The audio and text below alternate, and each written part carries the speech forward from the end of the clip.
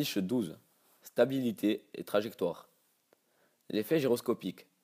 La rotation d'une roue engendre l'effet gyroscopique qui permet de maintenir cette roue en équilibre. L'effet gyroscopique s'oppose au déplacement de l'axe de rotation de la roue. Pour vaincre l'effet gyroscopique, il faut utiliser le contre-braquage. Le contre-braquage est l'action qui consiste à pousser sur le guidon du côté où l'on veut aller. Pour un virage à gauche, il faut pousser la partie gauche du guidon. Pour un virage à droite, il faut pousser sur la partie droite du guidon. La force centrifuge. La force centrifuge entraîne la moto vers l'extérieur dans un virage. Le motard doit vaincre cette force par une poussée sur le guidon. Cette force est proportionnelle au carré de la vitesse. Plus la motocyclette est chargée, passager ou bagage, plus la force centrifuge augmente. Plus le virage est serré, plus la force augmente. Pour compenser cette force, il faut incliner la machine vers l'intérieur du virage avec le contre-braquage. L'évitement.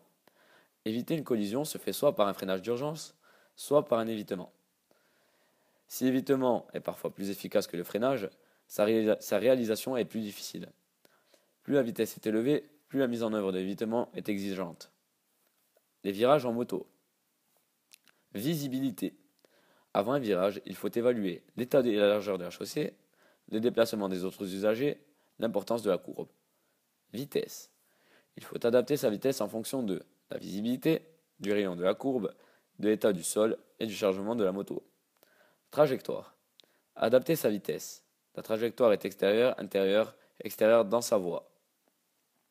Attention, la garde au sol des scooters est réduite et présente un risque de chute en virage. Oh, girl, look at that body. Oh,